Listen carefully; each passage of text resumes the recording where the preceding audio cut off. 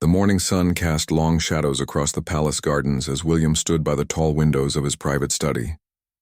His hands trembled slightly as he held the official letter that had arrived just hours before.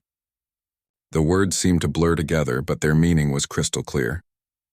His military deployment had been confirmed, and he would be leaving for a dangerous peacekeeping mission in just 3 days. Kate found him there, still in his pajamas, staring out at the rose garden where they had shared so many peaceful moments together. She could tell immediately that something was terribly wrong. The usual warmth in his eyes had been replaced by a distant, worried expression that she had only seen a few times before in their marriage. "What is it?" she asked softly, moving to stand beside him. Her voice carried the gentle concern that had always been her way of approaching difficult moments. She placed her hand on his shoulder, feeling the tension in his muscles. William turned to face her, and for a moment he struggled to find the words. They had been through many separations before due to his royal duties, but this felt different. This mission carried real danger, and they both knew it. The intelligence reports had been clear about the volatile situation in the region where he would be stationed. "I have to go away," he said finally, his voice barely above a whisper. "It's not like the other times, Kate. This is serious military duty, and I don't know when I'll be back." He handed her the letter, watching as her face went pale while she read through the details. Kate's hands shook as she absorbed the information. 6 months minimum deployment, possibly longer depending on the situation, high-risk area with ongoing conflicts, limited communication opportunities. The reality of what this meant for their family began to sink in. Their children were still so young, and the thought of explaining Daddy's absence for such a long time felt overwhelming. But more than that, the fear of something happening to William during this mission created a cold knot in her stomach that she tried desperately to hide. "We'll get through this," she said, though her voice betrayed her uncertainty. "We always do." But even as she spoke the words, they both knew this separation would test their relationship in ways they had never experienced before. William pulled her into his arms, holding her tightly against his chest. He could feel her heart beating rapidly, matching the rhythm of his own anxious pulse. In that quiet moment, surrounded by the familiar comfort of their home, they both began to understand that the next few days would be filled with preparations, not just for his departure, but for an emotional journey that would challenge everything they thought they knew about love, duty, and sacrifice. The letter fell to the floor, forgotten, as they held each other in the morning light, either wanting to be the first to let go. The next morning brought a flurry of activity that neither William nor Kate was prepared for. Military officials arrived early, bringing stacks of paperwork, briefing materials, and equipment lists that needed immediate attention. The house that had always been their peaceful sanctuary suddenly felt like a command center preparing for war. Kate watched from the kitchen doorway as William met with his commanding officers in the dining room. Maps were spread across the mahogany table where they usually shared family meals, and serious-faced men in uniform discussed strategies and timelines in hushed, urgent tones. The contrast felt surreal and heartbreaking. Their youngest child, barely 3 years old, kept asking why there were so many strangers in the house. Kate found herself struggling to maintain her usual calm demeanor while trying to explain things in a way that wouldn't frighten the children. She decided to focus on keeping their routine as normal as possible, preparing breakfast and getting them ready for their activities as if this were just another ordinary day.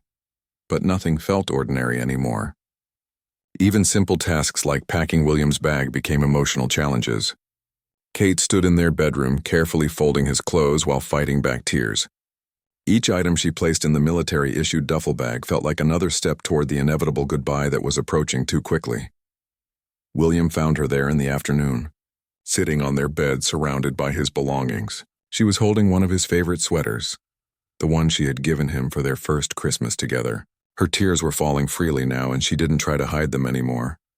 "I keep thinking about all the little things," she said, her voice breaking. "Who will reach the high shelves for me? Who will fix the children's toys when they break? Who will hold me when I have bad dreams?" These weren't just practical concerns, they were the threads that wove their daily life together. William sat beside her, taking the sweater from her hands and setting it aside. "You're stronger than you know," he told her, though his own voice was thick with emotion. "You've always been the heart of this family, Kate. I need to know that you'll be okay, that all of you will be okay. Otherwise, I won't be able to focus on what I need to do." That evening, they called Kate's parents and William's father to discuss arrangements for additional support during his absence. The conversations were difficult, filled with unspoken fears and careful planning for every possible scenario. Everyone tried to sound optimistic and practical, but the underlying worry was impossible to mask. As night fell, William and Kate found themselves sitting in the garden, watching the stars appear one by one in the darkening sky. They talked about memories, about dreams for the future, and about their hopes for his safe return.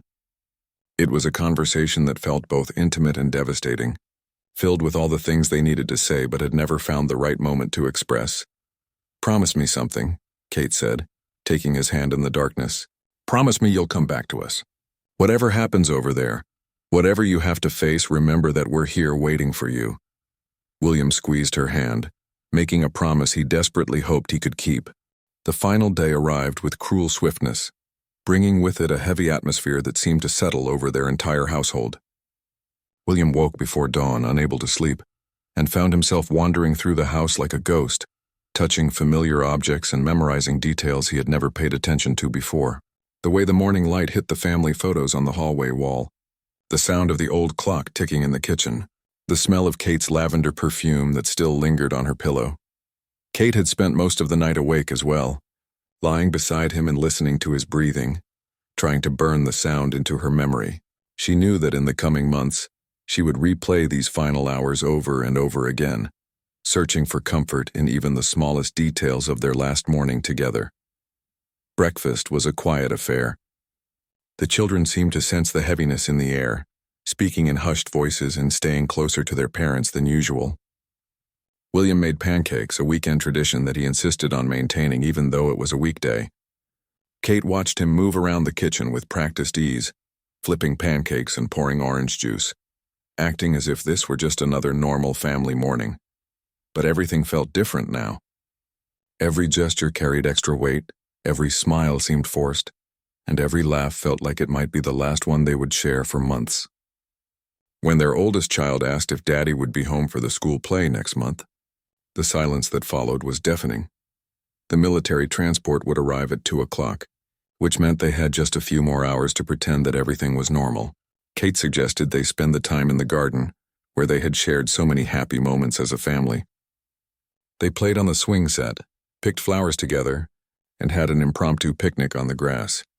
William took countless photos with his phone, trying to capture every expression on his children's faces, every smile, every moment of innocent joy. He knew these images would become precious lifelines during the dark nights ahead, when homesickness would threaten to overwhelm him. As the afternoon approached, Kate began the heartbreaking task of preparing the children for Daddy's departure. She had rehearsed this conversation in her mind dozens of times, but when the moment came, the words felt inadequate and hollow. How do you explain to small children that their father is going away to a dangerous place and might not come back for a very long time? She knelt down to their level, speaking gently about Daddy's important job and how much he loved them. She promised that they would talk to him as often as possible, and that he would carry their pictures with him wherever he went. The children listened with wide, confused eyes, not fully understanding the gravity of what was happening, but sensing that something big was changing in their world. William joined them on the living room floor, pulling all of them into his arms for what felt like the longest group hug in history. He whispered individual messages to each child, special words that were just between them, creating private memories that would have to sustain them through the separation. At exactly 1:45 p.m., they heard the sound of heavy vehicles approaching outside. William's jaw tightened and Kate felt her stomach drop. The moment they had been dreading for 3 days had finally arrived. There was no more time left for preparation, no more hours to spend together, no more ways to delay the inevitable. The knock on the door came at precisely 2 o'clock, crisp and military in its efficiency. William answered it, speaking briefly with the officers while Kate gathered the children around her, all of them watching as their world prepared to change forever. The military officers waited respectfully by their vehicles while William gathered his gear, giving the family these final precious moments together. Kate stood in the doorway, holding their youngest child while the older ones clung to William's legs, not wanting to let him go. The scene felt both deeply personal and somehow universal. like countless families throughout history who had faced similar goodbyes. William knelt down one last time, looking each of his children in the eyes and speaking words that he hoped would comfort them in the days ahead. "I need you to be brave for Mommy," he told them, his voice steady despite the emotions churning inside him. "And remember that even when I'm far away, I'm thinking about you every single day." The children nodded solemnly, not fully comprehending the magnitude of what was happening, but understanding that this was important and serious. Their oldest child, trying to be brave, promised to help take care of the family while Daddy was away. The simple gesture nearly broke William's composure entirely. Kate handed the baby to her mother, who had arrived earlier to provide support during these final moments. Then she walked with William to the waiting vehicles, their hands intertwined, neither speaking because words felt insufficient for what they were experiencing. The military personnel maintained a respectful distance, understanding that this was a sacred moment between husband and wife. They stopped beside the armored transport vehicle, and William turned to face Kate fully for what they both knew would be their last private moment together for months. The afternoon sun cast a golden light around them, and for a brief instant time seemed suspended. Kate reached up to touch his face, memorizing the feel of his skin, the warmth of his cheek beneath her palm. "I love you," she whispered, the words carrying the weight of everything she couldn't say, everything she was afraid to say, everything she hoped with all her heart she would have the chance to say again when he returned home safely. "I love you too," William replied, his forehead resting against hers. "More than I've ever been able to tell you, more than you'll ever know. Take care of yourself, Kate. Take care of our babies. And please, please don't stop believing that I'll come back to you." They kissed then, a kiss that held years of love and months of fear, a kiss that had to last them through separation and uncertainty. It was tender and desperate at the same time, filled with all the passion and commitment that had brought them together and would, they hoped, bring them through this trial. When they finally broke apart, Kate stepped back, allowing the military officers to approach. William shouldered his pack and turned toward the vehicle, but not before looking back one more time at his family gathered on the front steps. Kate was holding the baby again, surrounded by their other children and her mother, all of them waving goodbye. He raised his hand in a final farewell, burning the image into his memory. The sight of Kate standing there, strong and beautiful despite her tears, surrounded by their children in the doorway of their home, would become the image he would carry with him through every difficult moment ahead. The vehicle doors closed with a definitive sound that seemed to echo across the garden. As the convoy began to move, William pressed his face to the window, watching his house grow smaller and smaller until it disappeared entirely behind the trees. Kate remained standing in the driveway long after the vehicles had vanished, her hand still raised in goodbye, unwilling to break the connection until it was absolutely necessary. The silence that followed felt profound and empty, marking the beginning of a journey that none of them had wanted to take, but all of them would have to endure together, even while apart. The first week after William's departure passed in a strange blur of activity and emptiness. Kate threw herself into maintaining routines, determined to keep life as normal as possible for the children. But every room in the house seemed to echo with his absence. His coffee cup sat unused in the kitchen cabinet. His side of the bed remained perfectly made, and his favorite chair in the living room looked lonely and abandoned. The children asked about Daddy constantly during those first few days. When would he call? When was he coming home? Could they send him drawings? Kate answered each question with patience and love, but inside, she was struggling with the same uncertainties. Communication with William's unit was limited and unpredictable, depending on security conditions and available technology in their remote location. Their first phone call came on day 6, crackling through a poor connection that made William's voice sound distant and unfamiliar.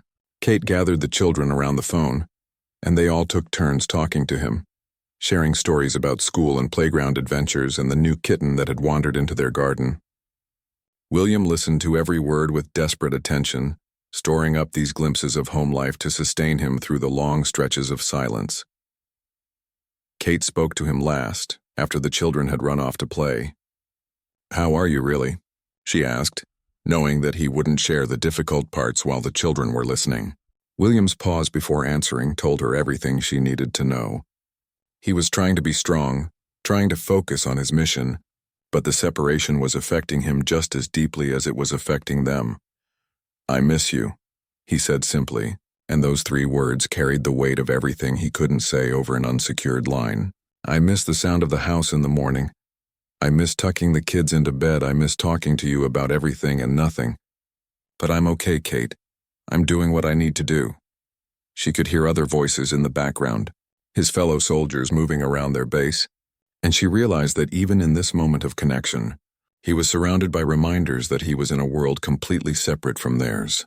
The call ended abruptly when his unit was called to a briefing, leaving Kate holding a silent phone and feeling more alone than ever. As weeks turned into a month, Kate began to establish new rhythms for their family life. She took over bedtime stories, trying to recreate William's dramatic voices for different characters but never quite managing to capture his special magic. She learned to fix the kitchen faucet when it started dripping, and figured out how to operate the complicated timer on the garden sprinkler system. The children adapted in their own ways. Their oldest began drawing pictures for Daddy every day, creating an ever-growing pile of artwork that they would send in care packages. The middle child started sleeping with one of William's old t-shirts, finding comfort in the faint scent of his cologne that still lingered in the fabric. The baby, too young to understand where Daddy had gone, would sometimes crawl to his empty chair and look around with confused eyes. Kate's mother became a constant presence, helping with daily routines and providing emotional support during the moments when Kate felt overwhelmed by the weight of managing everything alone. But even with help, the responsibility felt enormous. Every decision, from what to have for dinner to how to handle a scraped knee, reminded her that she was operating without her partner, her other half, the person who had always shared the load of family life. Friends and extended family rallied around them, offering play dates and dinner invitations and shoulders to cry on. But Kate found herself declining many of these well-meaning gestures. Sometimes she needed to sit in William's empty chair and just miss him, to feel the full weight of his absence without trying to fill the void with activity and distraction. Letters arrived sporadically, written in William's familiar handwriting on military stationery. Kate would read them alone first, checking for any hints about his safety and well-being, before sharing appropriate parts with the children. His words were carefully chosen, upbeat and loving, but she could read between the lines and sense the challenges he wasn't describing. The hardest moments came at night, when the children were asleep and the house was quiet. Kate would lie in their bed, surrounded by the silence that had once been filled with William's breathing, his small movements, his sleepy conversations about the next day's plans. Those hours of darkness stretched endlessly, filled with worry and longing and the constant gnawing fear that something might happen to him in that dangerous place so far from home. 3 months into William's deployment, Kate received the phone call that every military family dreads. It came on a Tuesday morning while she was helping the children get ready for school, the official tone of the voice on the other end immediately making her blood run cold. William had been injured during a mission, the officer explained, but he was stable and receiving medical treatment. The details were sparse due to security protocols, but Kate learned that there had been an explosion during a routine patrol, and several members of William's unit had been hurt. He was being treated at a field hospital before being transferred to a larger medical facility for more comprehensive care. He was conscious and had specifically asked that his family be notified that he was alive. Kate's hands shook as she wrote down the contact information for the Military Family Support Office, her mind racing with questions that couldn't be answered yet. How badly was he hurt? Would he recover completely? When would she be able to talk to him? The children, sensing her distress, gathered around her with worried faces, and she struggled to find words that would inform them without terrifying them. "Daddy is hurt, but he's going to be okay," she told them, pulling them close and hoping desperately that she was telling the truth. "The doctors are taking very good care of him, and we should hear more news soon." Her voice sounded steadier than she felt, and she was grateful for the years of practice she'd had at remaining calm during family crises. The next few days passed in a haze of waiting and worrying. Kate barely slept, jumping every time the phone rang and constantly checking her email for updates. The children picked up on her anxiety despite her efforts to hide it, becoming clingy and emotional in ways that broke her heart.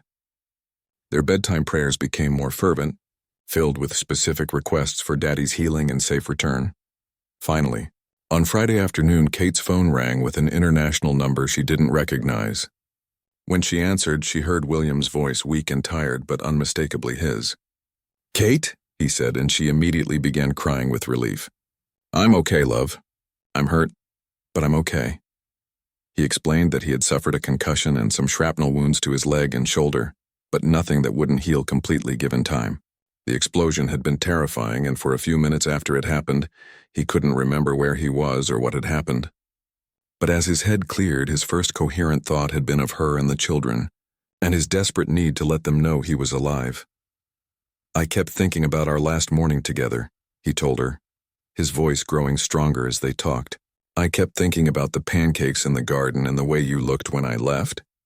It kept me focused when everything was chaos and noise and confusion." Kate spoke with him for nearly an hour, the longest conversation they'd had since his deployment began.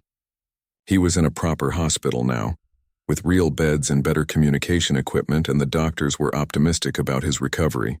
More importantly, there was a possibility that his injuries might lead to an early return home, though nothing was certain yet. When the children spoke with him, their joy and relief was infectious.